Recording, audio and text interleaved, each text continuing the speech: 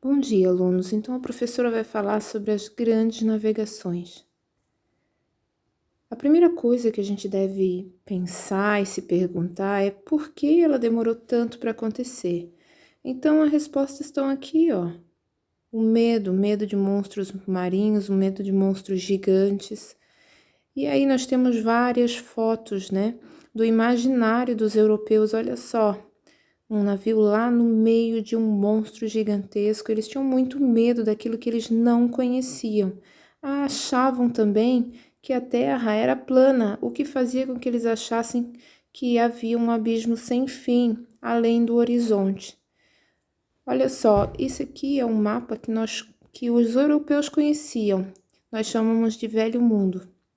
Eles conheciam então a Europa, a Ásia e a África. Na verdade, eles conheciam muito pouco da Europa e da Ásia, porque eles trabalhavam basicamente aqui, no Mar Mediterrâneo. Era aqui que eles faziam seu comércio.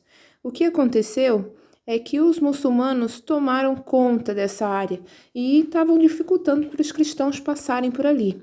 Então, o que eles tinham que passar ou pensar é uma nova rota comercial. Quem conseguisse essa nova rota comercial viraria uma potência mundial na época.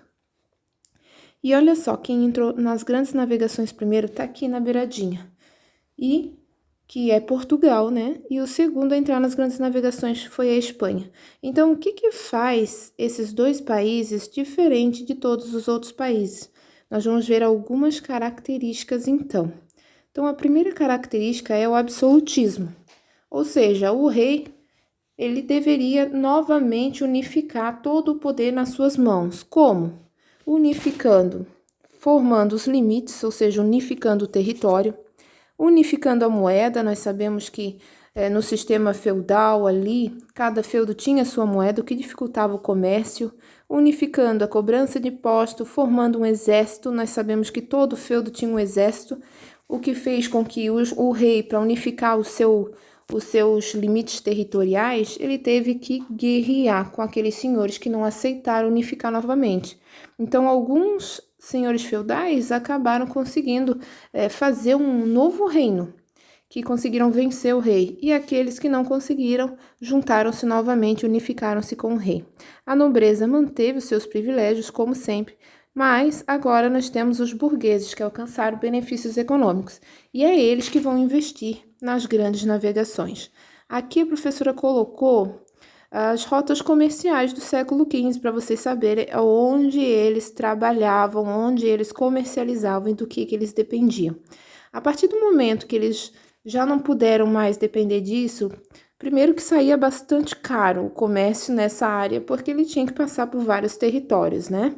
E depois os muçulmanos tomaram conta e aí ficou mais difícil. O que eles fizeram? Eles tinham que encontrar uma nova rota. Portugal pensou então o seguinte: nós vamos contornar a África para chegar no lugar que nós queremos, que é a Índia, onde eles tinham as especiarias, certo? As especiarias valiam muito naquela época, o que fazia com que todo sacrifício valesse a pena. Só que acontecia que o plano, ele era meio difícil, porque chegava aqui no Cabo das Tormentas, nenhum navio conseguia passar. Ali eles registraram ondas de 15 metros, certo? Então eles começaram aos poucos, foram aqui até a África e fizeram algumas feitorias. E aí teve um cara chamado Bartolomeu Dias que conseguiu atravessar o Cabo das Tormentas. Mas a tripulação estava tão cansada que ele chegou num determinado momento, ele não foi até a Índia, ele voltou para casa. E depois ele conseguiu realmente passar e fazer comércio com a Índia, o que fez com que Portugal fosse grande potência naquela época, certo? Então, nós temos algumas coisas que nós não podemos esquecer. As rotas, que eram muito importantes, e também nós não podemos esquecer o seguinte: nós temos Portugal e Espanha bem aqui na beiradinha do Oceano Atlântico, o que facilitou um pouco todas essas navegações. Olha só, nós temos a história de seguinte: então, o plano de Portugal foi contornar a África para chegar na Índia. E na Espanha, teve um cara chamado Cristóvão Colombo que teve a ideia de ir para oeste e chegar no leste, já que eles estavam com pistas que o nosso planeta não era quadrado, mas redondo. Então ele pensou, eu vou para o oeste e chego no leste. O que não deu muito certo, porque ele esbarrou num continente inteirinho chamado América. Então, o primeiro a chegar na América, historicamente, foi Cristóvão Colombo, certo?